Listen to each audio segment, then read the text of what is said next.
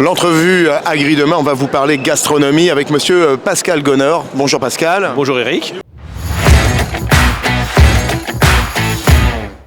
Président directeur général de la Triperie française, ça nous fait plaisir parce que la Triperie, quand on parle de gastronomie, il ne faut pas l'oublier, c'est ce 5e quartier. Oui, effectivement, c'est inévitable. C'est ce que je te disais encore tout à l'heure ce matin, quand les gens mangent le casse-croûte, qu'est-ce qu'ils mangent sur un salon d'agriculture? Le 5e quartier. Ils ne mangent plus l'entrecôte, on mange cette fameuse andouillette, cette tête de veau ou la fraise de veau. C'est vrai que dans nos assiettes, beaucoup de chefs l'incarnent, l'illustrent. C'est toujours un plaisir de savourer, c'est vrai, une tête de veau. Moi je l'adore, sauce gribiche, c'est un vrai plaisir. L'andouillette ne résiste pas, là encore, je dirais, au plaisir des gourmands.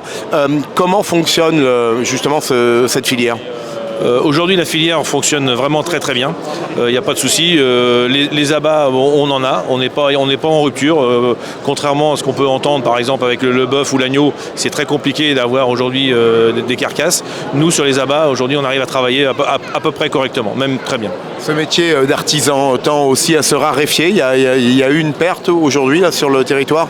Alors effectivement, on travaille de plus en plus pour essayer de récupérer des jeunes ou même des moins jeunes, des gens qui veulent se recycler pour essayer de travailler ces produits-là, parce que ce serait dommage de perdre cette gastronomie française. En termes, je dirais, de pédagogie, c'est vraiment la cuisine, les chefs qui tiennent la triperie. Qu'en est-il, ou le réseau Boucher ? Nous, les chefs, aujourd'hui, c'est vraiment nos ambassadeurs. Aujourd'hui, sans les chefs, c'est compliqué. Je te le dis franchement, c'est très compliqué.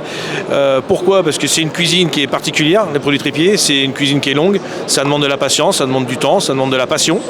Et c'est vraiment nos chefs qui, eux, par leur savoir-faire, peuvent mettre ces produits en valeur et faire découvrir encore à des clients ces produits tripiers. Oui, ce que tu me dis, Pascal, résonne parce que dans un ensemble de villes que je ne vais pas nommer, mais il y a des rendez-vous tête de veau. Hein. On sait que quand le jeudi, c'est tête de veau, vaut mieux réserver. Mais ça, c'est sûr. Eric, tu as complètement raison.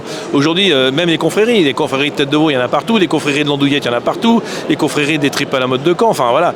Aujourd'hui, c'est pas un plat oublié. C'est un plat qu'on a pu effectivement mettre de côté il y a quelques années suite à la vache folle en 98 et 2000. Mais aujourd'hui, on arrive vraiment à le remettre encore en avant. Ça, c'est vraiment, et c'est un plaisir pour nous.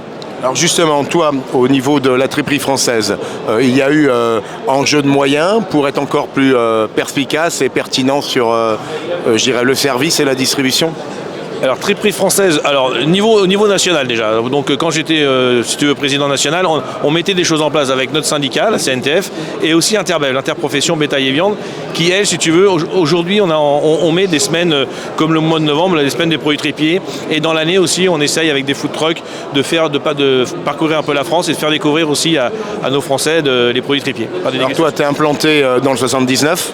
79, Maine-et-Loire, Vienne, on est un petit peu partout et on a un site internet aussi et on envoie, certainement l'effet Covid, on envoie de plus en plus de produits tripiers via le chrono fraîche. Un petit clin d'œil sur la formation parce que nos jeunes sont notre avenir, tant pour le plan de l'agriculture que de notre artisanat des métiers de bouche. On intéresse encore les jeunes en formation ? Je te le cache pas, c'est compliqué. Le métier de l'artisanat, c'est compliqué. Aujourd'hui, il faut vraiment qu'on aille au devant des jeunes dans les collèges, je pense, pour leur faire découvrir notre métier et leur faire partager notre passion. C'est important. Merci Pascal.